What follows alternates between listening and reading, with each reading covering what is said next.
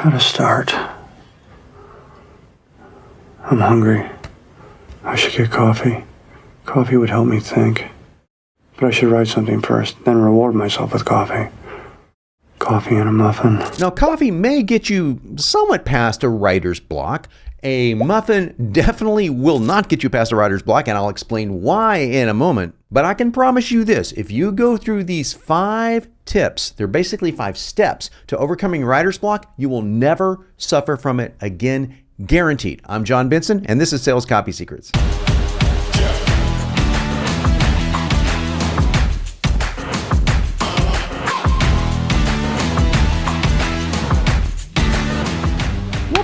And this is how I made $1.6 million and shattered writer's block forever at the same time. I'm going to give you the tips to how I did the writer's block thing because it was what allowed me to create a product in the fitness space about 8 years ago that led to a $1.6 million in revenue. So this is very lucrative stuff. You kind of want to know this, especially if you are a copywriter and you're looking for tips and tactics and strategies, or if you're a marketer looking to sell more stuff online, or if you're just a writer stuck with that dreaded writer's block, this is for you. But you got to watch this all the way to the end because these are 5 tips, really 5 steps that are going to take you in order. 1, 2, 3, 4, 5. You have to do them all in order for this to work. So don't skip ahead. Watch all the way to the end. It's going to be super informative, and I can guarantee you haven't heard some of this stuff before. So let's dive into the training now. So step number 1 is to schedule your writing time ahead of time. Now, you've probably heard the famous writer's block and inspiration quote,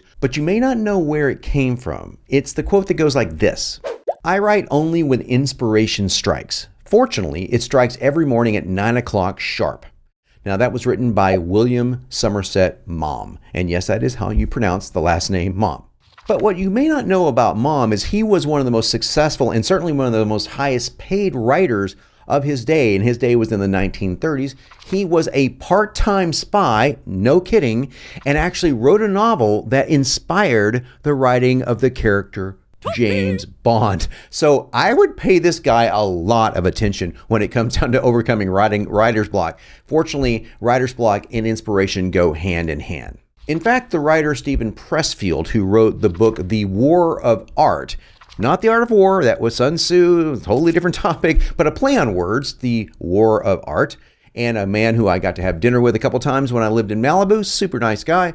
He has a very similar approach to writing. He schedules his writing. He even writes in a back office away from his home where he has to walk to the place, a little shed, locks the door, starts his 9-to-5 job. Basically, it's a 9-to-5 for him, and he just writes productively like that. Now, he calls writer's block resistance, and he refers to resistance a lot. So here's a tip right off the bat. Writer's block is actually a lie. It's not a block. It's a resistance to something. Specifically, it's a resistance to the fears that are holding you back subconsciously that you've attached to writing. So it's not a block. It's really a hurdle. That's a hurdle that we all have to overcome from time to time. And the thing you want to remember is routine is resistance's most lethal enemy. I mean, it is absolutely the anathema to resistance. So that is the way to overcome this, is with routine. A lot of people believe that routine leads to staleness or lack of creativity. I'm going to prove to you today that nothing could be further from the truth. And I'll start by using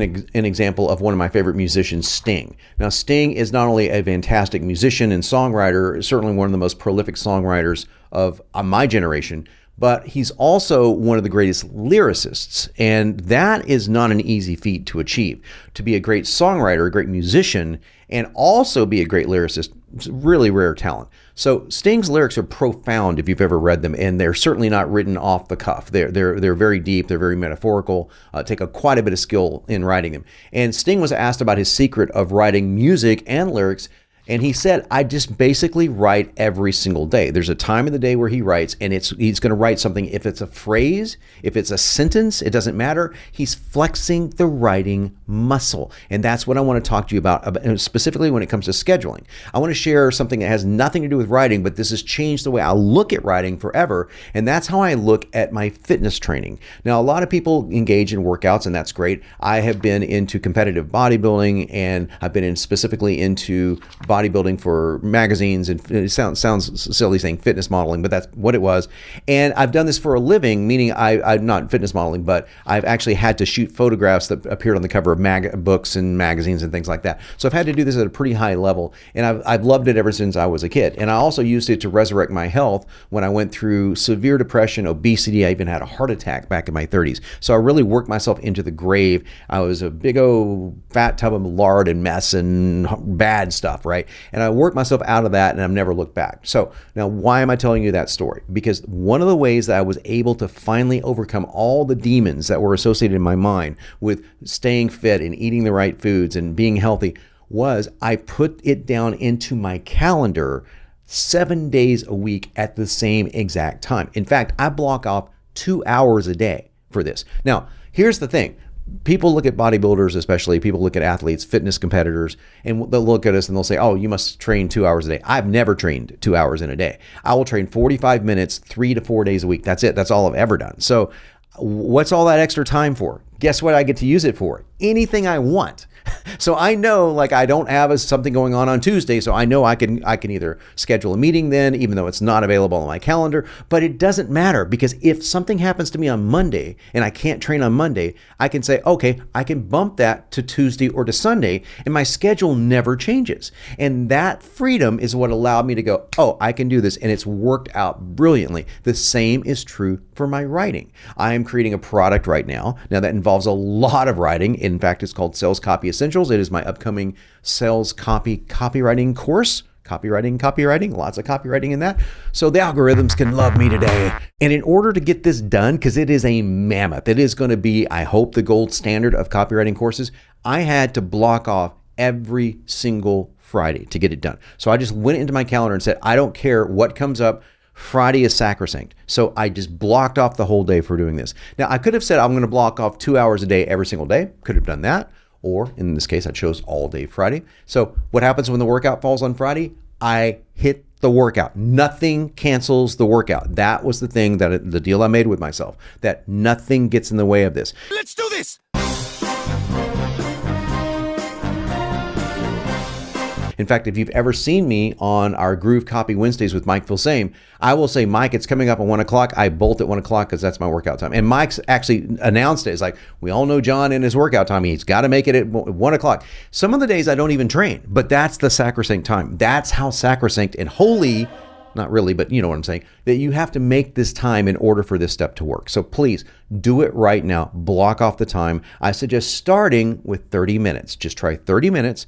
And you're going to follow some of the other tips I'm going to give you here and make that stick every single day. So step number 2 is I want you to avoid sugars, starchy carbohydrates, and any kind of heavy eating before you write. And I'm going to tell you why without going into hopefully a boring conversation about nutrition. That is my background. I come from the world of nutrition and counseling people on that kind of stuff, but I'm not going to get into that. I'm just going to cover a little bit of cool stuff with you on how the brain works. So when you eat a heavy meal, your brain is going to basically be sedated. You know this if you've ever eaten a Thanksgiving meal, especially Thanksgiving, because turkey is high in an amino acid called tryptophan, which can cause you to go to sleep. But any heavy meal can cause you to feel groggy. That's why people come back from lunch and they want to take a nap, okay?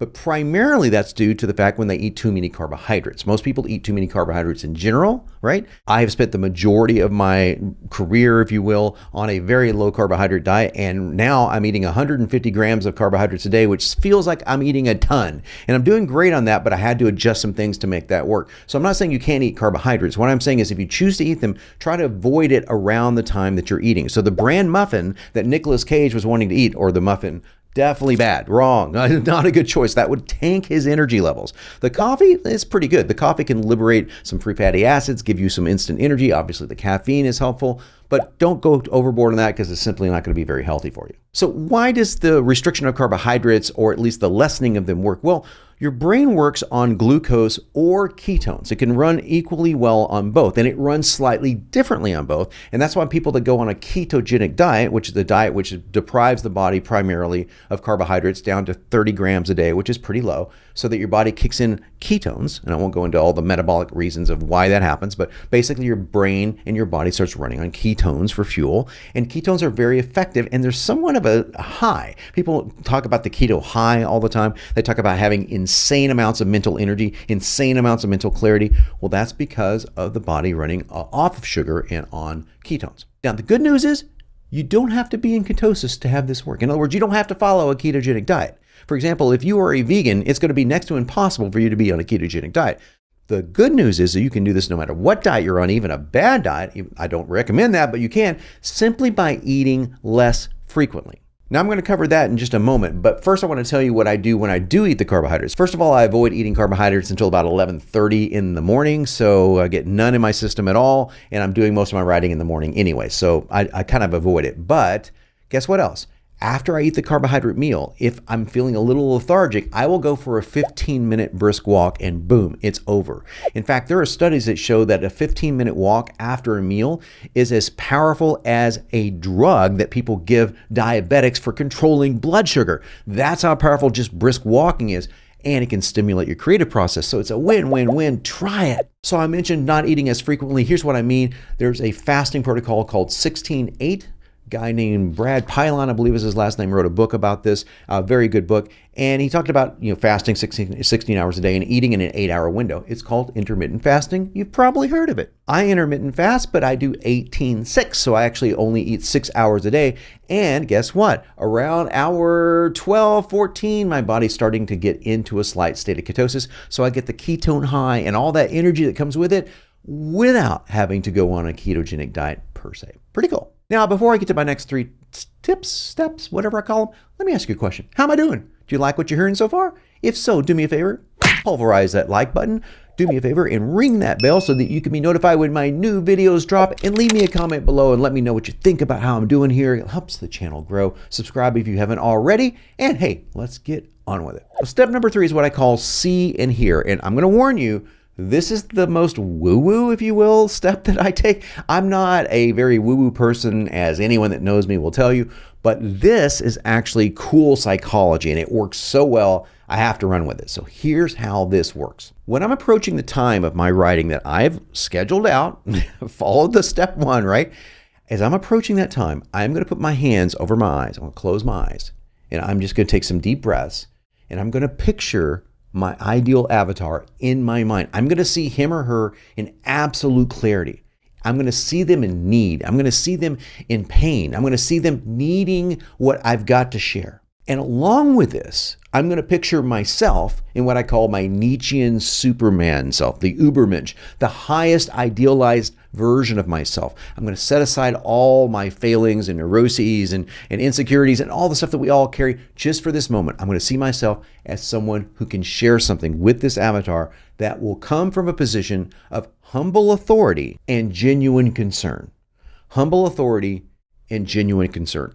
That's the model that I want to be in. That's the model I want to be operating in. That's how I want to be seeing myself. Now, here's where it gets really trippy.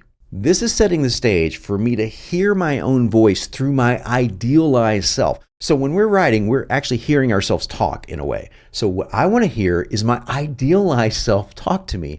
And I basically want to take dictation, taking my fingers and brain almost out of the equation. I'm taking dictation from my idealized self, right to the heart and soul of the avatar. Now, no doubt this sounds very strange, but I swear the best writing that I've ever done has given me a sense of taking dictation. Now, the composer Mozart was known for saying that he's not writing, he's taking dictation. I am not comparing myself to the greatest composer who ever lived. I'm merely saying that state is definitely a state of flow that people get into, and I believe this is a good way to tap into it. So give yourself the break of taking off the 100-pound backpack of bricks that you're carrying around, all the emotional baggage and all the pain in life, all that stuff, all your fears and neuroses and insecurities.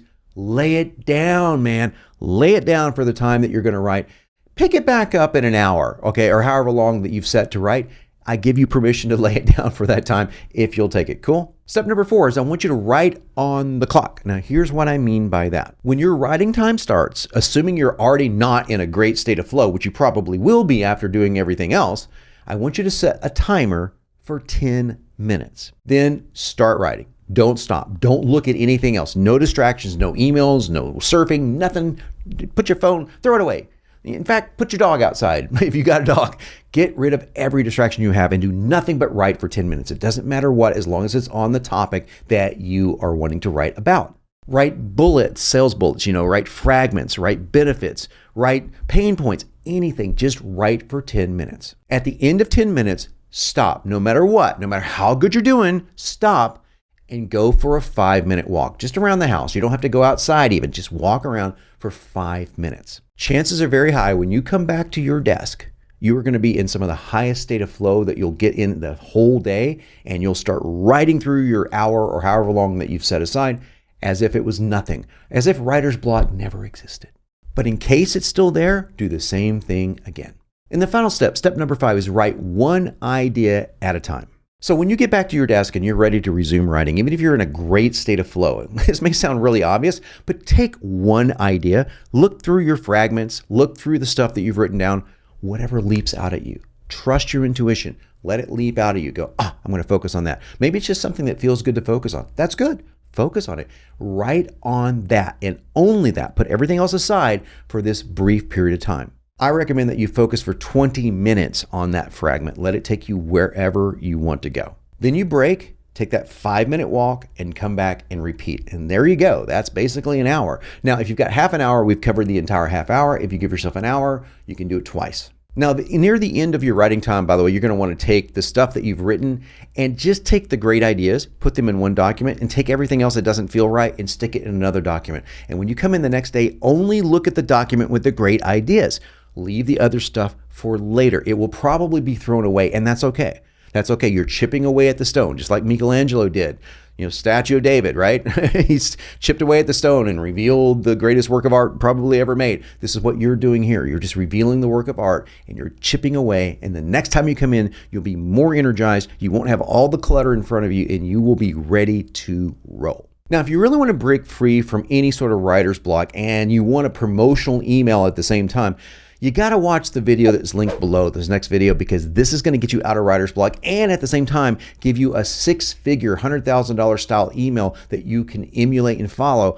These tips will absolutely get you out of a writer's block and help you possibly make a lot of money at the same time. So until then, do me one last favor, like, share, sub, and smash that bell for notifications. I am John Benson, and I'm here to help make you unignorable.